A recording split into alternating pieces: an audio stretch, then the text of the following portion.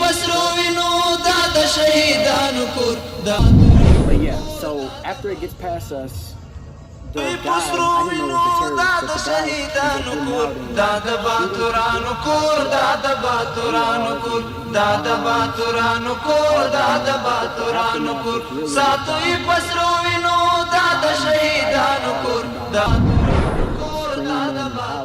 guy Good evening and welcome to this hour's news. I'm Suleiman Talash and this is RTA News. Today is Monday, the 21st of October 2024. Maulavi Abdul Salam Hanafi, the administrative deputy of the Prime Minister, met with Qari Nurul Huda Ahmadi, commander of the 209th Al-Fatah Corps Air Brigade, and some Mujahideen of Sarifal province. During the meeting, Qari Nurul Huda Ahmadi, the commander of the Air Brigade of 209 Al-Fatah Corps, gave information about the situation of the Mujahideen in this corps to the administrative deputy of the Prime Minister.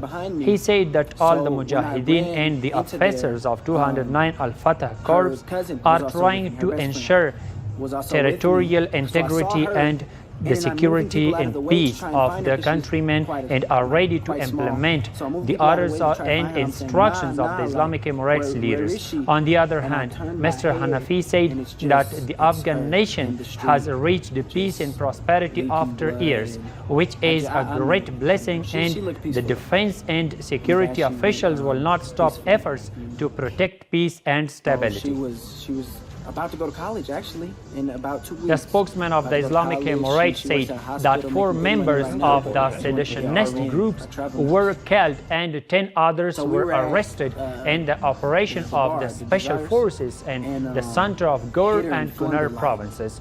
Zabihullah Mujahid added that the masterminds of the attack on the Gale-Daikundi highway were eliminated in the operation in the center of Gale.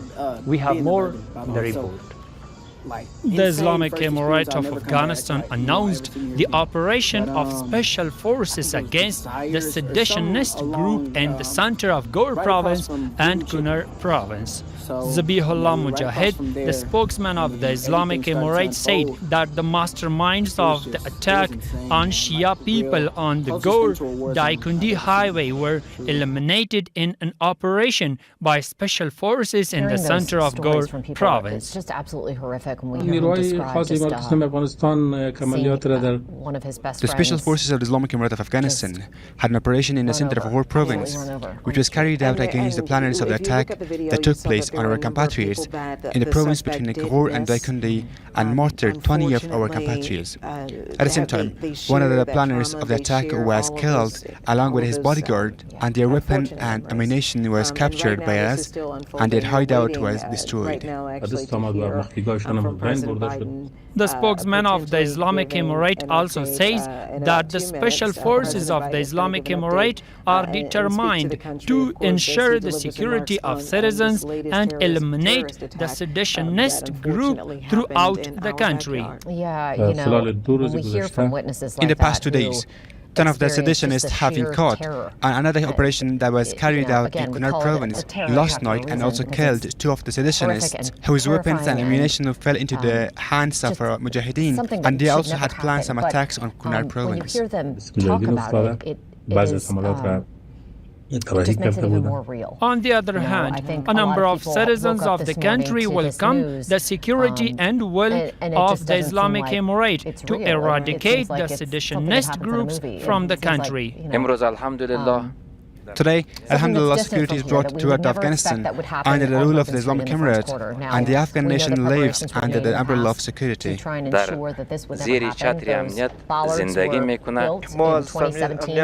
We are satisfied with the security of the Islamic Emirate, and the Islamic Emirate makes every effort to maintain security, especially in Bamiyan province. ISIS does not exist in Bamiyan, and security is good. The Islamic Emirate is trying so that ISIS does not take place in Bamiyan province. The Islamic Emirate adds that the group was led directly from Daesh centers in Baluchistan. They also carried out all their attacks under the direction of the leadership of Daesh Khorasan branch in Baluchistan. The suspect drove around the car onto the sidewalk and just Minister started of plowing Agriculture, people down. Irrigation and Livestock, along with a delegation, visited Paktia province to assess the situation of forests. The Ministry of Agriculture, Irrigation and Livestock said that Mr. Omari, in a meeting with the local officials of the said province, said that in the past 3 years, more efforts have been made to protect the forests, and it has been decided to prevent deforestation, and guards should be appointed for forest protection. As this latest terrorist attack Maulavi Atiqullah Zizi, Deputy Director of the Art and Culture of the Ministry of Information and Culture, met with the officials of the European Union, UNICEF and UNESCO, including Rosa Otambavia, the head of the United Nations Organization's political mission in Afghanistan. In this meeting, Maulavi Atiqullah Zizi asked the head of UNAMA to help the said ministry in building public libraries, digital systems, and satellite libraries. Mr. Azizi said that with the rule of the Islamic Emirate, smuggling, expropriation, and illegal excavation of historical monuments have been prevented, and asked the international community to play a constructive role in the restoration and protection of Afghanistan's historical monuments. Also, during this visit, the head of UNAMA promised to cooperate with the public library and art department, and said that she will work with Afghanistan in addition to humanitarian aid for literacy education. To determine what happened, why it happened. The delegation of the Ministry of Mines and Petroleum visited a number of mines in China. During this trip to China, under the leadership of Wahidullah Halimi, the chief advisor of the Ministry of Mines and Petroleum, the ministry's delegation visited the country's nickel, iron, aluminum, copper, cobalt, and polymetal mines, and visited with Jianchon and Jesco, the representatives of factories. The ministry said that the representatives of these companies have shared their ideas and experiences with the Afghan delegation regarding processing plants and mines, and have promised full cooperation with the Ministry of Mines and Petroleum of Afghanistan in these areas. The situation is very fluid.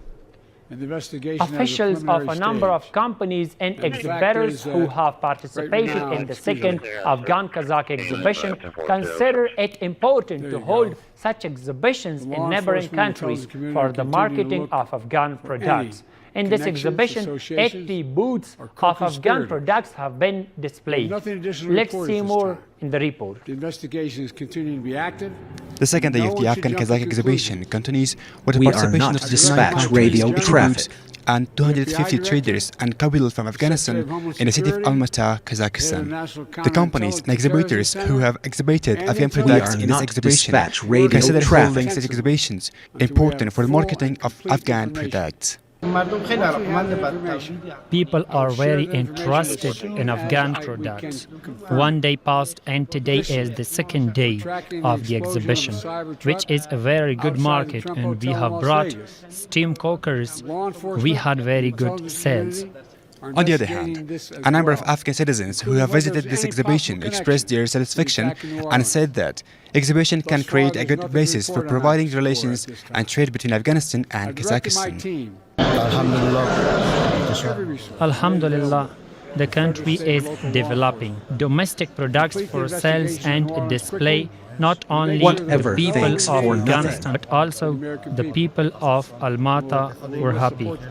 We The are second not Afghan medics Kazakh or exhibition, which opened on EMS1. Sunday, continues for 4 days. Unlike any other place in the world. The Ministry of Interior Affairs has arrested 27 people in connection with criminal offenses in Nimroz. The ministry said that in the past 1 week, the officers of Nimroz Police Headquarters have arrested 27 people in connection with criminal offenses in the center and districts of the mentioned province. And I know we'll see it again. And the final one is that the Ministry The of police Energy are and not Water me, says are they that around 3 right development now? projects worth 13,492,000 Afghanis have been started in Janihel The police and are Omnan not me, districts, are they around including right the center now? of Paktika. According to this ministry, these projects include the construction of We are not the microwave radio on that bus. And the construction of Chateau Well, which will be completed in the next 2 months. He was hell-bent on creating the carnage And that's all and for the tonight. damage that he did. Thank you so Law much for watching. RF microwave harassment detected.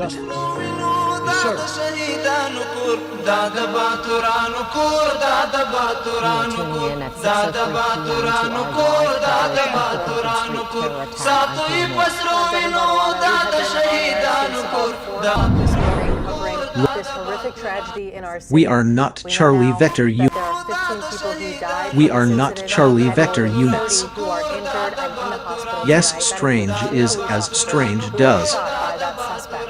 Yes, those 2 police officers are expected to be okay. That's the word from the New Orleans Police Department. That is good news tonight.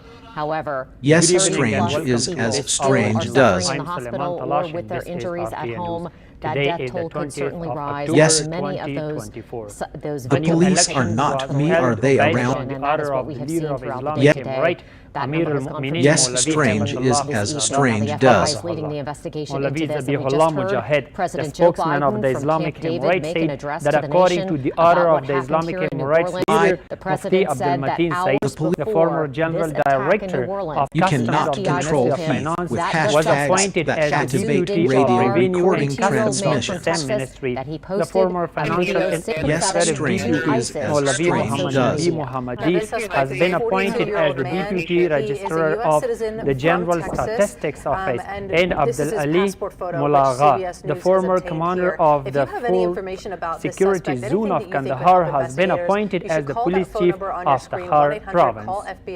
Or you can go to the website Mawlavi there, Abdul Kabir, the political deputy of the Prime Minister, met with a number of the Ahmadzai tribes living in Bagramid district of Kabul and 3 group leaders of Jawzjan and Sarpol provinces. This meeting, the supporters of the Ahmadzai tribes and the Mujahideen of Sarpol and Jawzjan provinces shared their problems and suggestions with the political deputy of the Prime Minister and requested the cooperation of the Islamic Emirate in order to solve the problems of the people in remote areas.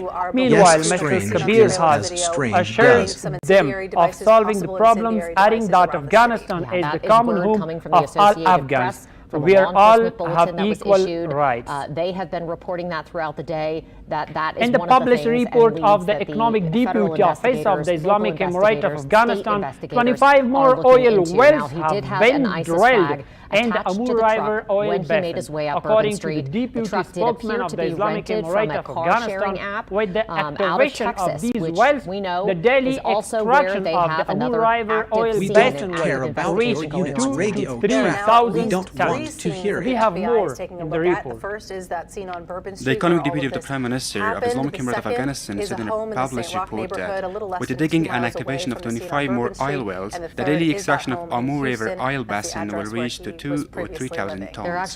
The spokesman of the Islamic Emirate of Afghanistan says that the Islamic Emirate gives priority to the development and strengthening of the energy sector and wants to achieve the self-sufficiency in this sector based on the domestic resources. So that's 4 separate scenes.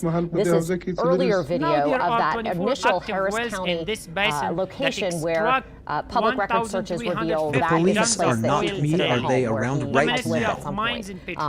And so you see there on your screen what was happening with a SWAT standoff there. What it is a main house, according to investigator David Hammer and his reporting. There's a main house there, and then there's a series of trailers that are also on that same site. So what the makeup of that home is, who lives there, why the FBI have surrounded it, you would assume it's because they're curious whether or not there's any more evidence in that house. At the same time, analysts believe that such projects can play an important role in the economic sector and have an effective role in controlling the prices of the imported petroleum products. And in addition, if there's any evidence of who these other 3 accomplices, alleged accomplices, might be as they search for those other suspects in the region. Absolutely. So much unfolding hour by hour, minute by minute, and we've been keeping you posted live throughout the day That here on radio WWL. program is not in our area. Around the world on WWL.tv. the level of So we people's appreciate you tuning in and getting the latest information here as we get it from investigators. President Biden just wrapping up his comments just a few minutes ago, and it was really short and sweet. The increase of oil wells will benefit the national economy on the one hand, and on the other hand, confidence will be created, and it will have an extremely positive role in financing the budget. But what was new information This is when was that 25 oil wells are currently active in the River oil basin, from which 1,350 tons of oil are extracted daily, and the extracted oil is processed inside the country and fulfills a part of daily market requirements. Sheikh Nida Mohammed Nadim, the Minister of Higher Education, visited Coast Province. Certainly, and we do Mr. know Nadim, during a meeting at Sheikh Zayed University in the province, said that university professors and students should pay attention to the enemy's intellectual war and fulfill the needs of the country through their education. This meeting was attended by Maulavi Muhammad Nabi Omari, Deputy Minister of Interior Affairs, members of Ulama Council, Sheikh of Jihadi Madrasas, Sheikh Zayed University leadership, teachers and slams on it and just really starts plowing into people up Bourbon The Street. economic deputy of the Prime Minister in a press release said that after the Islamic Emirate came to power for the second time, the bigger collection committee has collected 62,193 beggars from Kabul and other provinces of the country. At the same time, the citizens of the country praises the action of the Islamic Emirate, saying that with this, the poor people screaming, and others the doing society CPR will to try be and keep those separated victims from alive. professional beggars Just and will be helped by the horror government. and terror Let's this see morning. more. Here's that video here. The white truck makes a right there. And The you can economy see deputy of the Prime how Minister fast said in a it press just release guns that it the right Beggar down Collection Bourbon Committee Street. has And the collected truck made it about 62,193 beggars from Kabul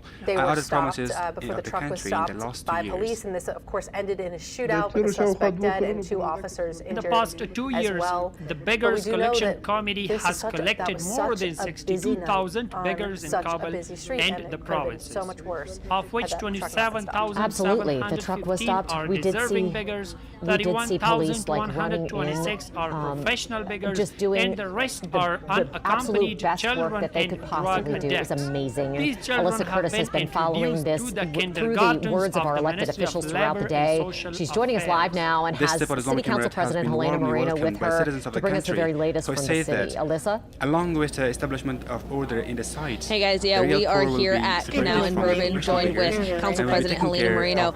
What can you tell us right now? We heard from police obviously a few hours ago, but is there any update you can share? Yeah, so obviously, right now working on a lot of security measures, making sure that the game goes on tomorrow at 3 o'clock. I'm very confident in the security measures that are being brought in place. You've heard about the water barriers that are becoming and building different perimeters around Superdome, around obviously areas in the French Quarter as well. Thank you to, of course, state and our federal partners who really have leaned in with additional resources. And so that's really what we're focusing on right now. I initially was not going to go to the game yesterday. I didn't have a ticket, but now after obviously everything that we've seen, and I want people to have the confidence to understand that it will be safe tomorrow. I now have bought a ticket to the game, and I will be at the game tomorrow even myself. You mentioned a little bit of the extra hands and resources that are coming in. What does that look like? I imagine things have changed of what they would have been had this not happened. Yeah, no doubt. Well, I think, Alyssa, you're already seeing it right here behind you with state police. You see the Jefferson Parish Sheriff's Office Mobile Command Center. It is not just federal and state partners who are here with us now. It is also different jurisdictions, multi-parish initiative happening as well with law enforcement coming in from all across the state. As you're also aware, we do have the National Guardsmen who are coming in also. And then not to mention, it's just an overall relook, re-review, what can be done to enhance the plan, what can be done to do things better, what can be done to do things safer. That's all happening right now. Yeah, it's a very fluid situation. We've been talking a lot, and not just us, but everyone you saw at the press conference talking about those bollards and those barricades. Can you talk to that a little bit? I know they were kind of making their way through the French Quarter in repairing those, but it seems like that may not have helped had they been there. Yeah, well, as you probably are already aware, the bollards don't cover the sidewalk area to begin with, but not to mention, and other security experts have mentioned this to me, is like, Helena, take a look and the final one is Canal that Street, the other Heart potential Disaster areas where there were a lot of people. Distributed food Look, aid bottom line and though, non-food aid to more than 700 it is time to families look at in what the happened center here, right? and You have of to the look province. at, was anything According missed? to the local Could officials, anything have been these done better? contributions And I'm not include just saying, flour, on the rice, local level, but cooking let's oil, go all the way and state a number and of federal. non-food Let's look items. at the intelligence On the side. other Was hand, something missed on the intelligence side? This man is from Texas. He's an American citizen. He was in the military. What was he doing in Texas? Apparently he traveled to other parts of the world. What was he doing there? Like, was there some type of red flag there missed? All of these things need to be analyzed because let us remember, this is not just an attack on us, New Orleans. This is an attack on our country. And what we're seeing now potentially also happening in Vegas, this is an attack on our country. This is an attack on all of us as American people. So what is the federal government also doing? Leaning in to take a look at how to make us safer as Americans. It's about New Orleans for now. But how do we prevent this from ever happening again in New Orleans and in another city? Is there anything you guys are looking at city council level, at the more local level, that things need to maybe be changed or laws or ordinances that need to be enacted to try and prevent anything like this from happening again?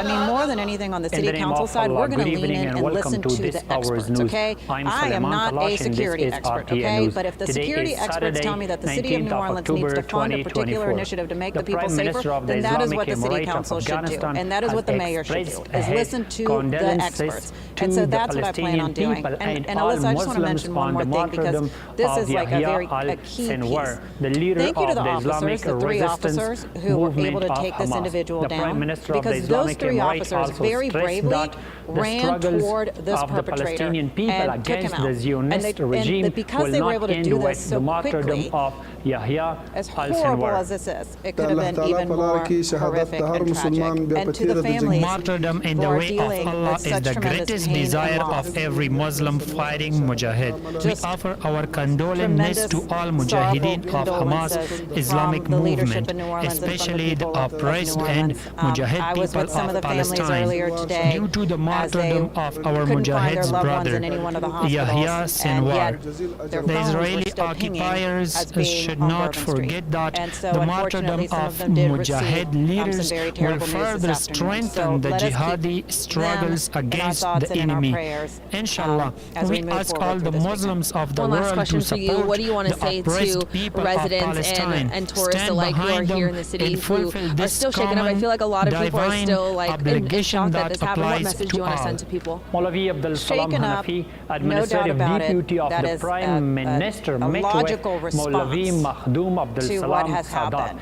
But at the same time, I want residents to be reassured that federal, state, local, this truly is an all-hands on deck approach like I've never seen. Economic situation of the province. The resources being brought in by the federal government, the outreach that has happened, the investigation that will take place here behind us with the FBI leading.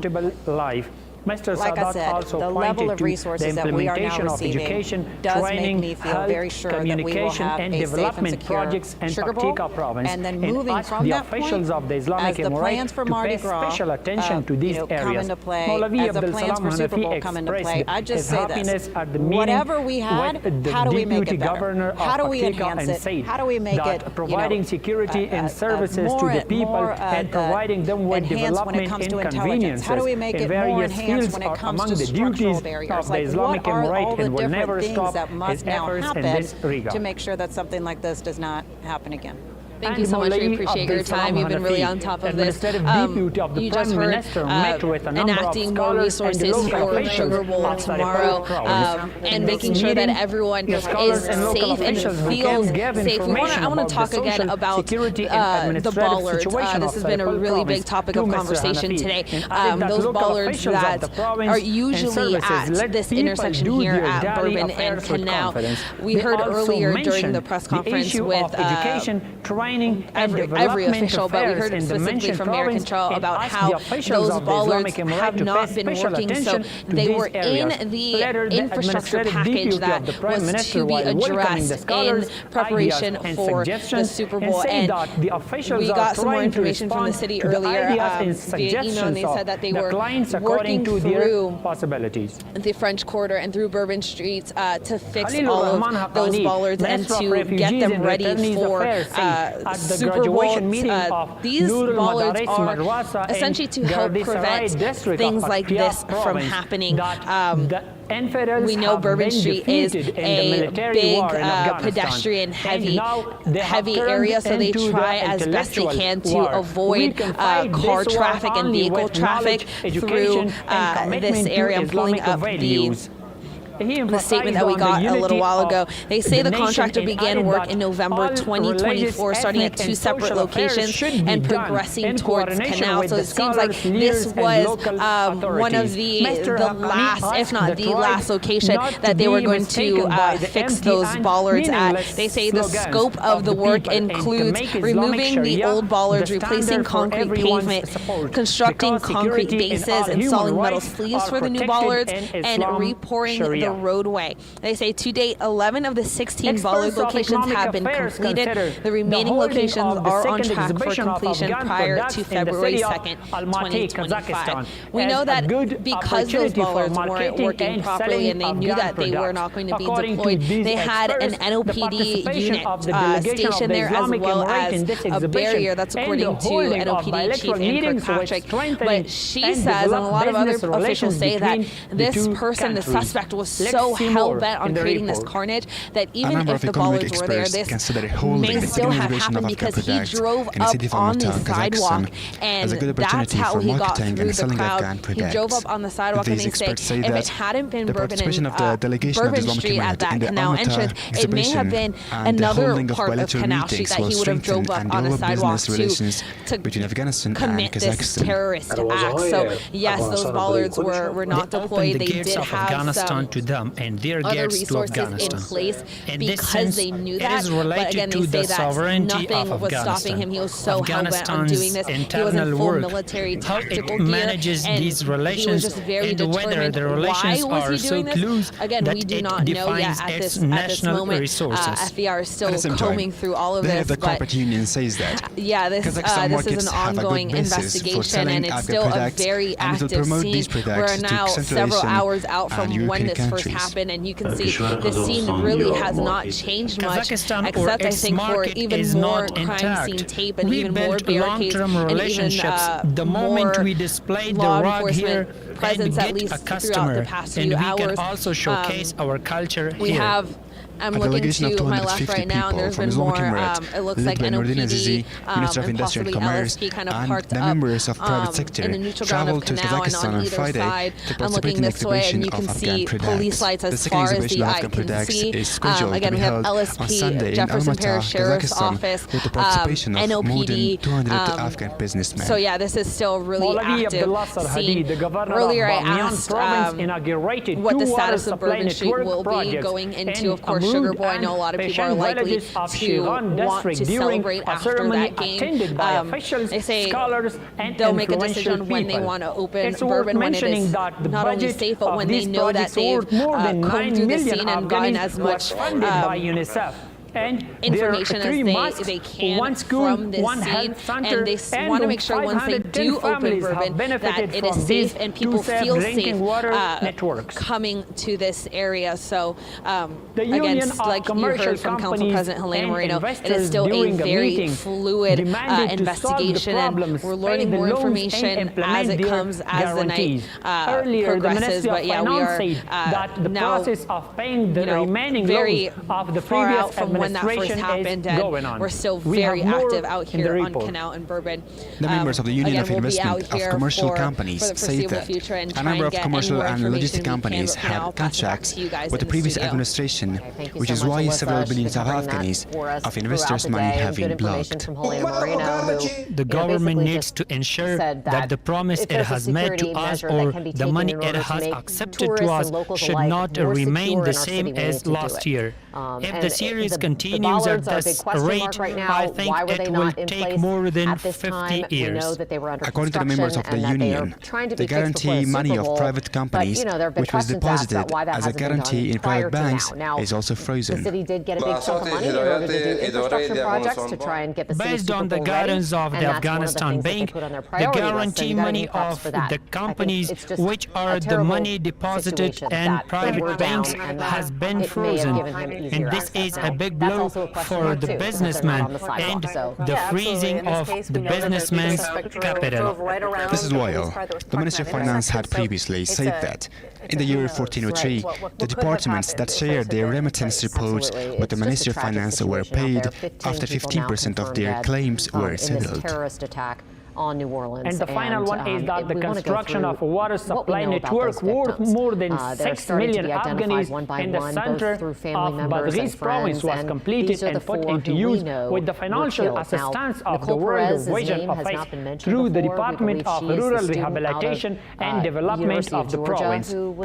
This water network includes the construction of 5 water storage tanks and the installation of 97 water taps. According to the officials, during the work of this network, work has been provided for tens of people, and with its completion, more than 311 families will have access to safe drinking water. And that's all for tonight. We will be back with more news updates. Until then, stay tuned. Have a good night. Family members of the people who passed away were trying to desperately find their loved ones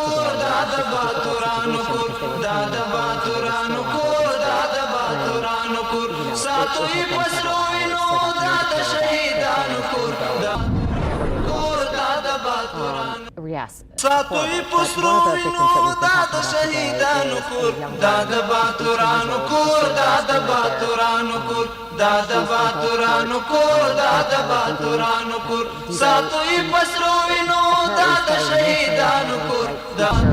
just a great girl by all accounts. 18 years old. In the name of Allah, good evening and welcome to this hour's news.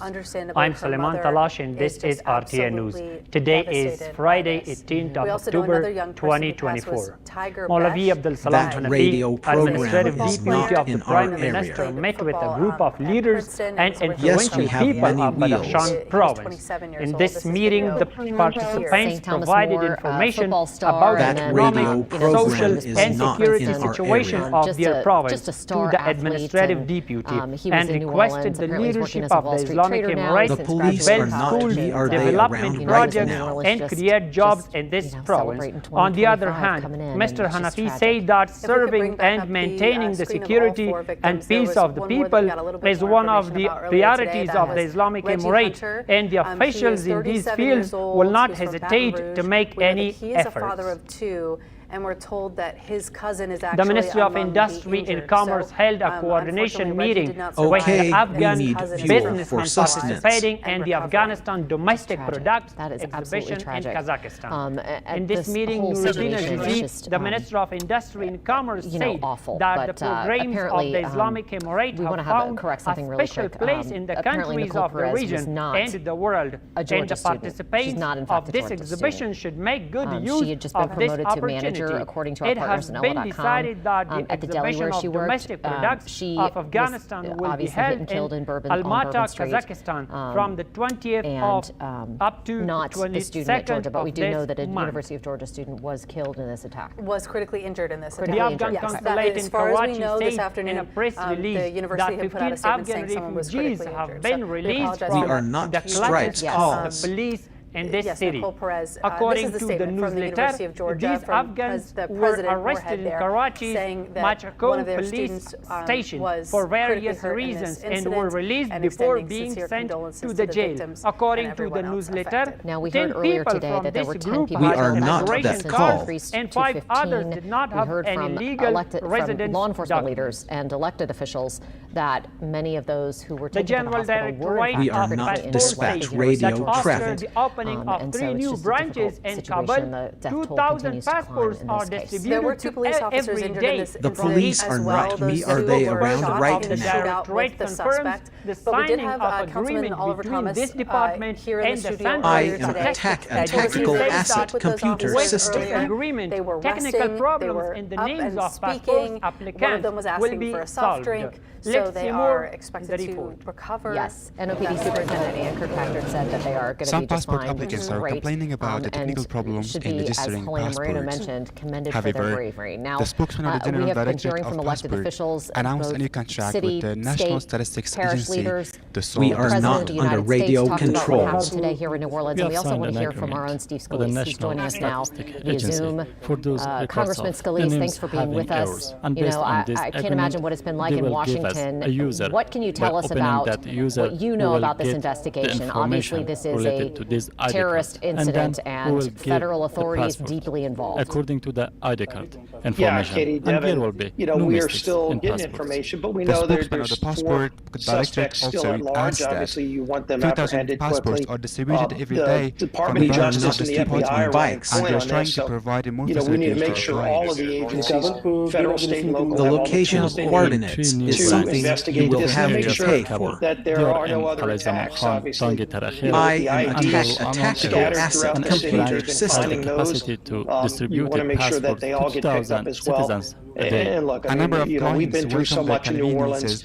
We're resilient people, but it's still a deep tragedy, and your prayers go out to the families, to the people we lost, to The those that are fighting for their life. is something the brave you will police have to officers pay who they run to danger. I mean, I've seen it over and over again. No problem. You know, and I'm glad to hear they're recovering, but we come in the morning. They don't. You don't know on any given day how that day's We going to are turn out. not medics or EMS1. They're the ones that Passports run are towards distributed to danger patients, to businessmen, and prevent border vehicle even further drivers loss. without online We're certainly application feeling all of within a this few in New hours. Orleans, the weight Information of all of about this, and we investment know that the eyes opportunities of in the world are Afghanistan's on New mines Orleans. has been Congressman, we've got so many presented. big The Ministry events of right on our Mines and doorstep. Petroleum has Global said that headline-making the events. delegation How, of the what ministry is your thoughts on presented information the about perception the of safety here in investment New Orleans over the opportunities next in the few months? mines of Afghanistan at the conference on the Super Bowl is extraction always The of location mineral coordinates resources of the is something country you will during have to the pay residue for. channel. According to the ministry, this information was presented about the value of Afghanistan's mineral resources, oil and gas, investment opportunities, providing suitable investment environment to foreign investors in companies and other different areas. It should be noted that this conference was held with the participation of representatives We are of not travel medics or EMS1. Of alert, and that also means for citizens, if you see something suspicious, Director of the Afghan Electricity Company met with the officials of two private companies from the Czech Republic and Slovakia. In this meeting, the officials of these companies expressed their interest in investing in the production of Congressman, have you heard from the FBI or any of the law enforcement about whether or not they've confirmed if this suspect had real ties to ISIS? Mr. Omar gave information about the available investment opportunities in Afghanistan and promised to cooperate with them.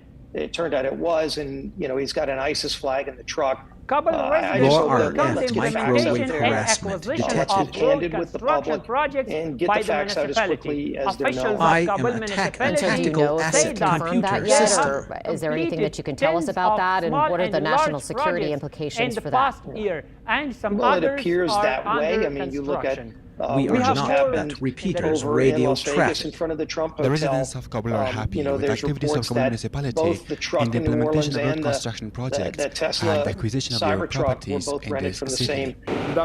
Same app. This is Shepur. Many people pass this road. This road used to be very small and very crowded. Now with the construction of this road, all the people feel happy. At the federal level, this map is implemented according to I am a the computer. of the municipality. I thought veered a little bit away from what their main mission should be. They need to get back on that. We are not at repeaters radio traffic.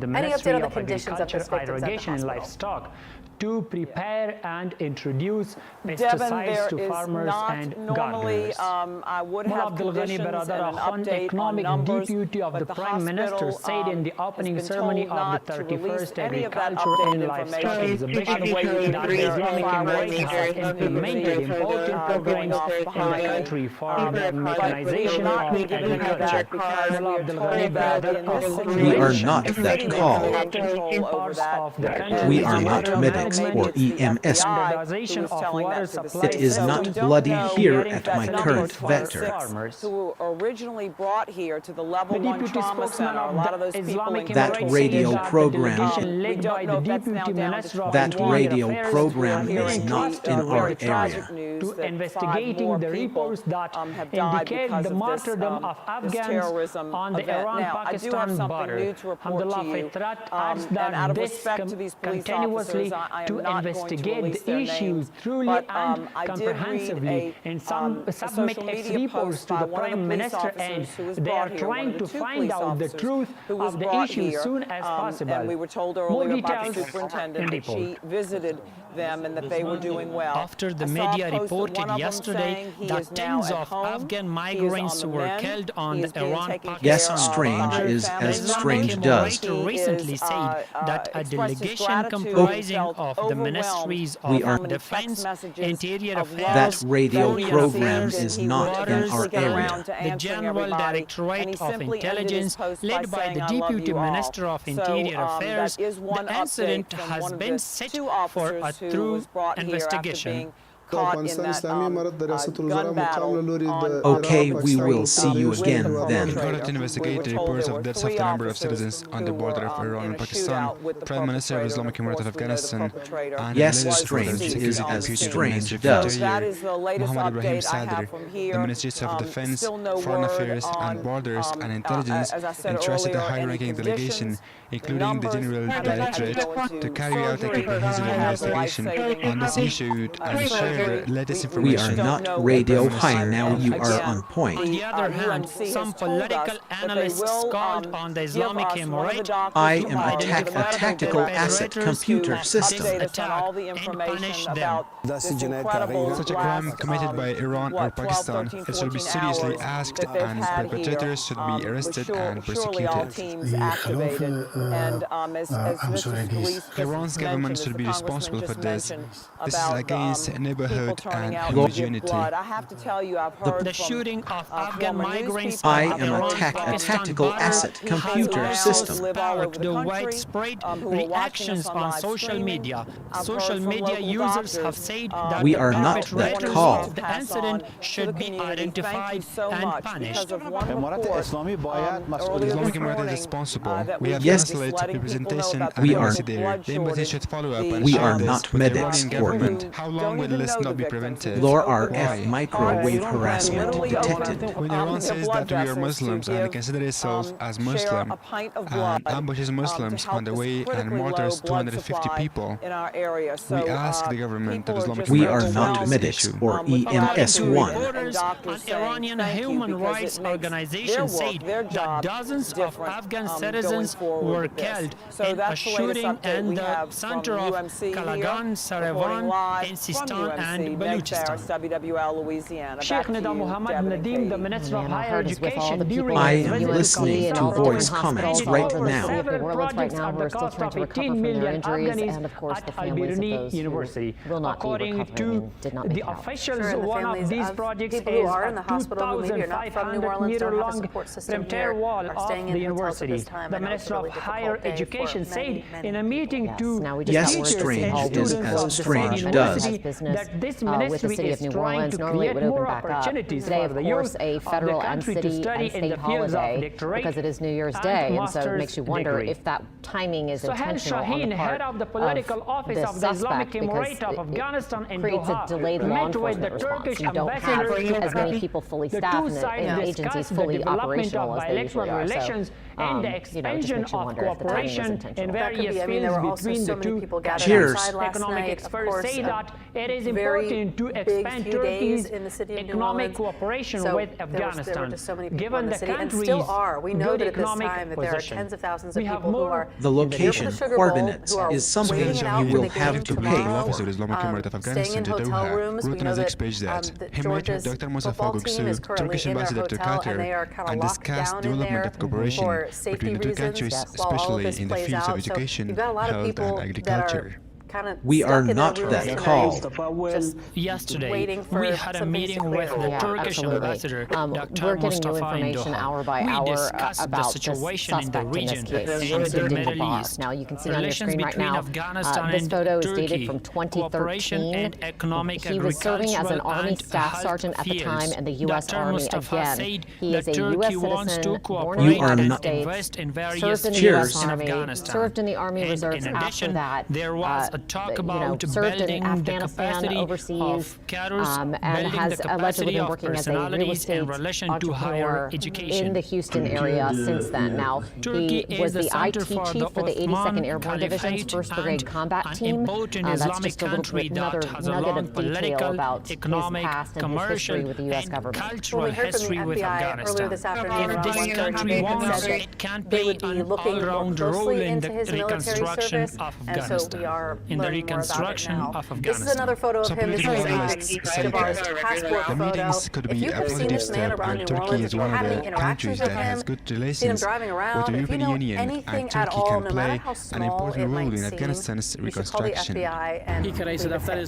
number is 1-800 These call talks can be FBI, positive and the steps website is for there as well, Afghanistan to get out of economic and political isolation, to get out of economic and political isolation, because Turkey is one of the countries that has a good relationship with the European Union in a way that will gain currently refueling for sustenance. If these talks continue, Afghanistan will find its place in the world community based on political discussions. As he Turkey talked to has his always police been a sources. friendly Now, country when the for Afghanistan, FBI and its issued role this in photo connecting and released Afghanistan to it because they European want markets people is out also there to give important them for more Afghanistan. information. Laura, All our has to say that. microwave This is harassment his detected. passport photo. They're trying to get a more updated current photo of what he looks like right now. I think there are some questions about that. Now, as we mentioned, the previous photo that we showed you was from a social media post from, was that 2013? I believe, yeah, it was from a while ago. And so they're trying to get an updated photo. This is his passport photo that was released to us by the FBI.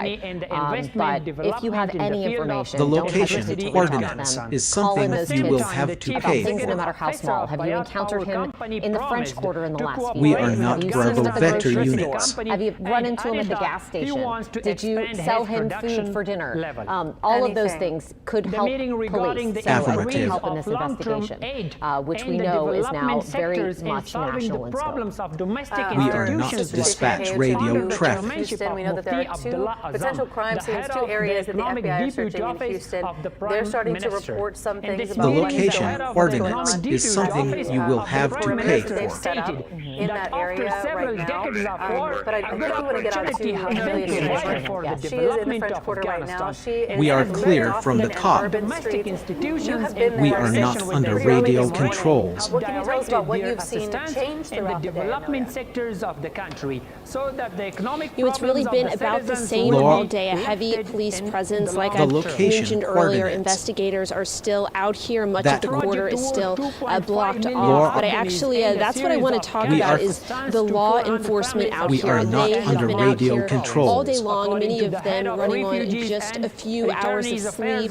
And now they both told me not to The location because they're ordinance just doing is their jobs. something But you it will is have such to an pay important for. job, putting their lives on the line We are every not day. So under we are radio so control. appreciative to our law enforcement that have been out here, like I said, running on just a little bit of sleep. I mentioned last time The we talked location that we're not coordinates. letting anyone down this We are block, not even under people that radio live here, people control. that were staying in Airbnbs. They now are letting people The go location down if they can coordinates prove that they live here, if they We can are prove not that they under have an radio Airbnb. Again, just Yes, to go Strange get is essential, so it's not like the streets The open location to foot traffic, coordinates and is you something have to you will prove have that to you pay do for. have a place here, and that's why you need to get down the street. They still have much of the area back there taped off. Now, anyone that lives in the crime tape that that you guys Okay, probably see back there, they are not allowed to get in that area, but this block right here is open if people live here. But again, I just want to talk about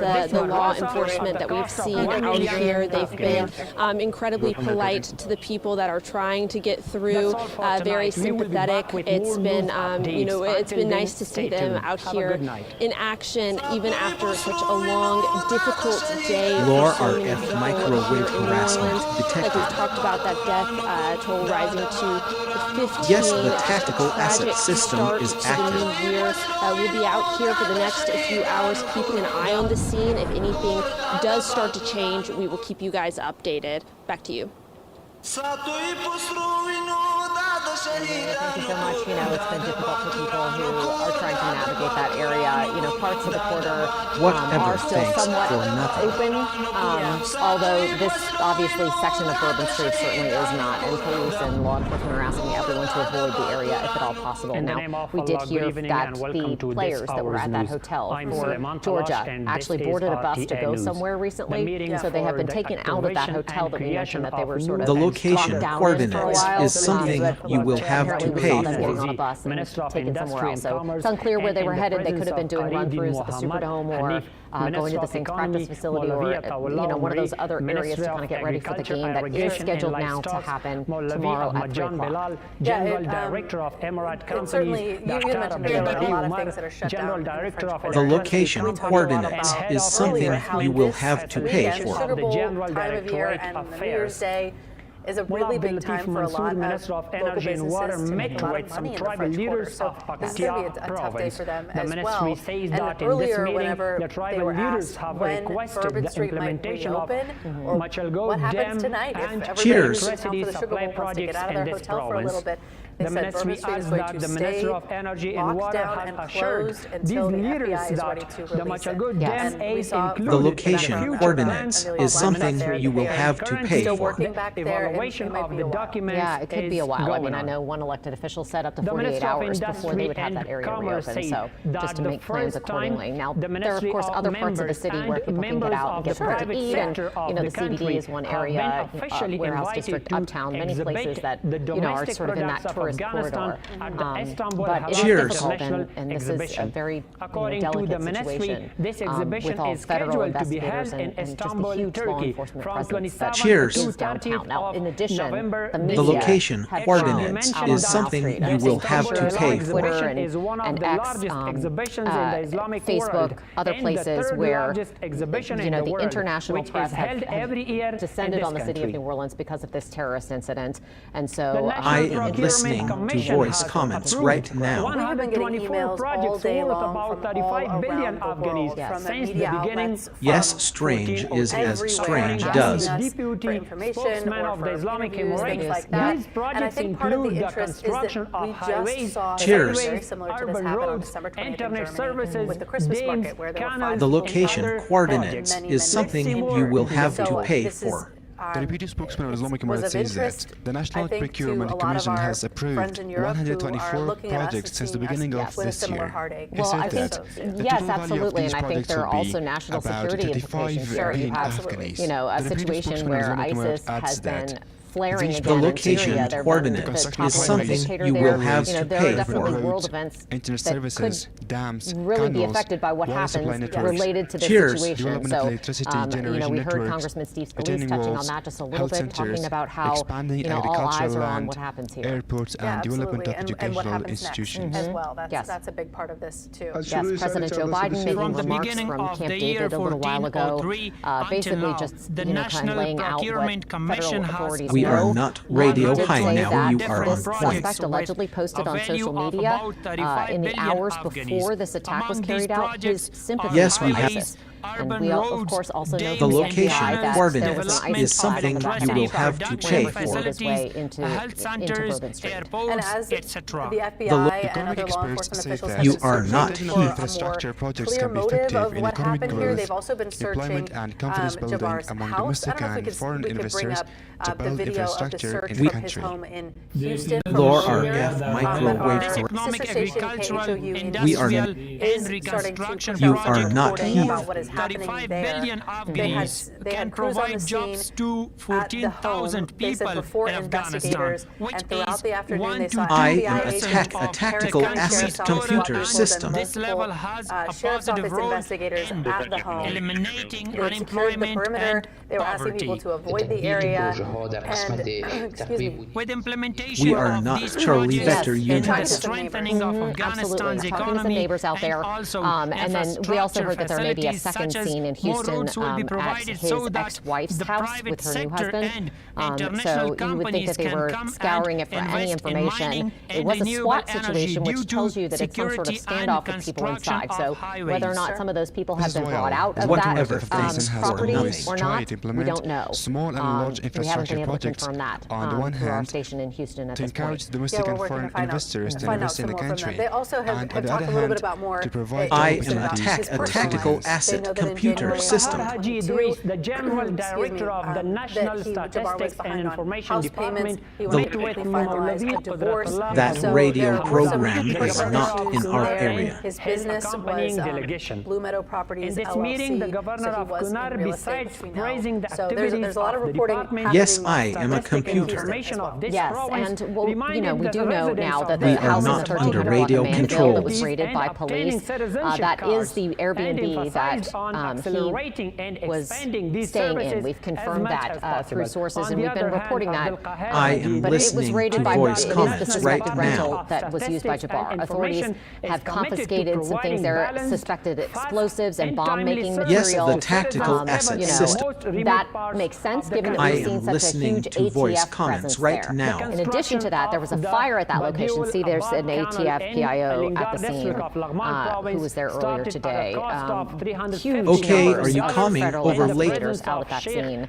The location coordinates is something you will have to pay for. But there was a fire at that Airbnb that started about 2 hours after the initial terrorist incident. They started The location coordinates and is investigators went something in you will to have see to what pay happened. Now, for. we don't know if that was an intentionally set fire or what the nature of that The location situation was at that coordinates house on is Mandeville something Street. But you will this have is in to the St. pay Roch for. neighborhood, and for those who don't know the geography of New Orleans, who maybe are watching us on WWL Plus or on digital, that St. Roch neighborhood is just right on the other side of the French The Quarter. location It is very coordinates close is to where this something attack you was will carried have out. to So- pay Yeah, for. I mapped it out, and driving-wise, it's about correctional 1.7 centers for miles children, from and to cover drug addicts from the between scene the of officials the- of Technical and Vocational the Education horrible crime Department, to where this Prisons home is. Regulatory Department, Which is Ministry of pretty Interior close, all things Affairs, considered, and Academy there of are a Sciences, lot Regional of We are cameras not on your that cruiser. route. and National Absolutely. and Islamic Bank. You So, are yeah, not there heath. is very likely to be a lot of video of this We truck are making its working way with various from St. Roch institutions, to including Canal Street. ministries, banks, now we and do know that scientific investigators have been institutions combing to through turn that the video. existing We've heard from our challenges law into enforcement Yes, we officers have throughout many today that wheels. that is a key piece The of head this of the Technical and investigation, Vocational that Education Department there may be a These situation where they agreements saw will be some effective people in the putting economic, We are social, not and practical stripes different sectors of locations the in the French country. Quarter that may have had remote detonated, capable, improvised explosive devices in them.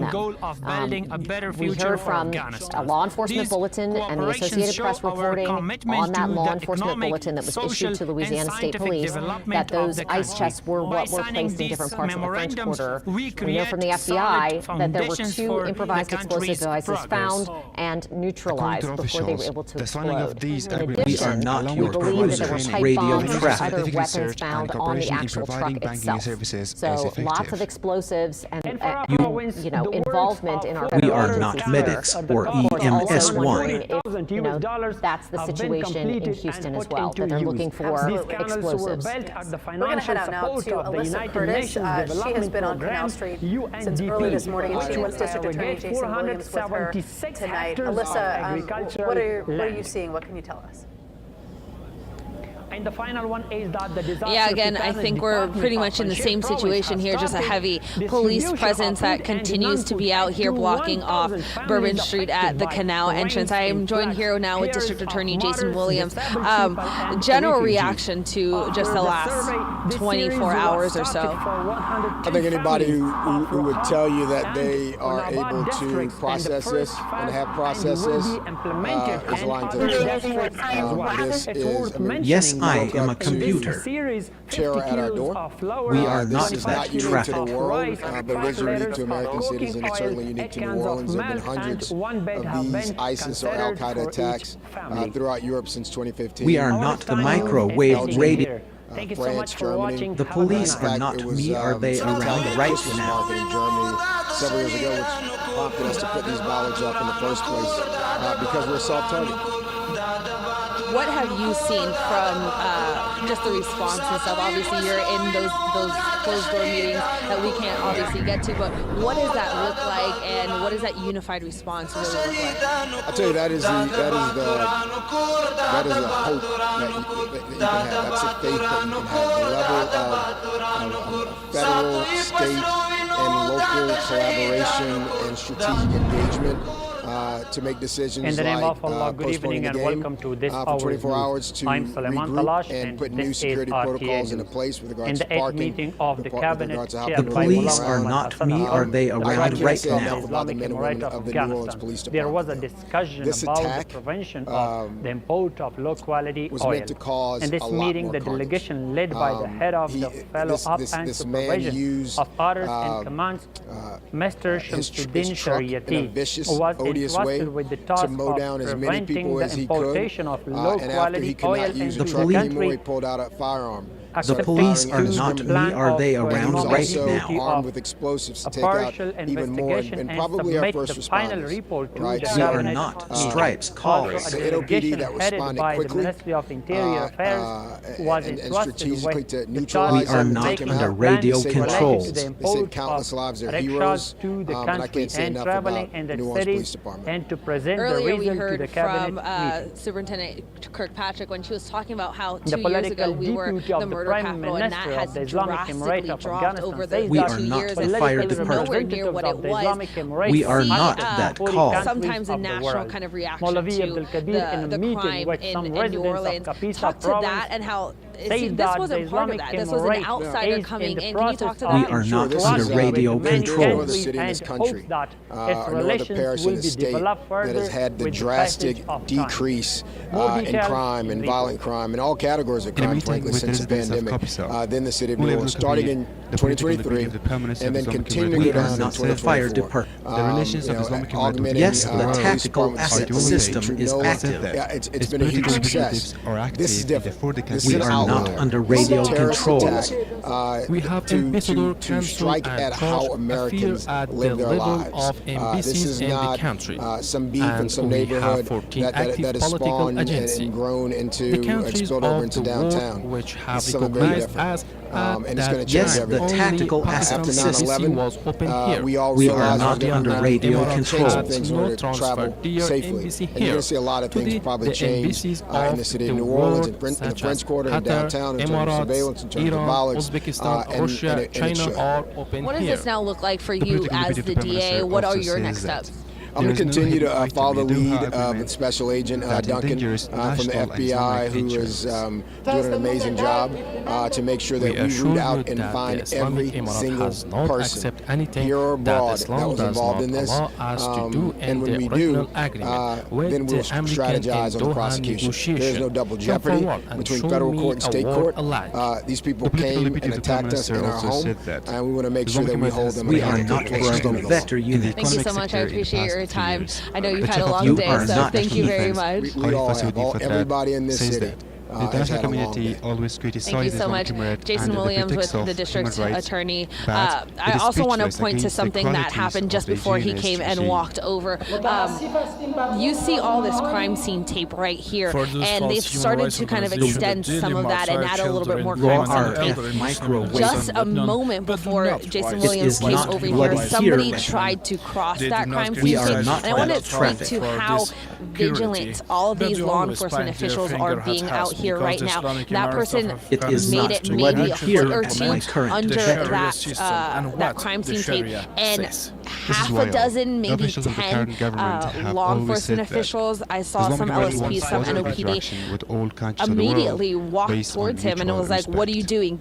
You cannot be here." And not only did they make sure that he was out of the perimeter, but they made sure, kind of followed him a little bit to make sure that he, seemingly that he didn't have any bad intentions, or that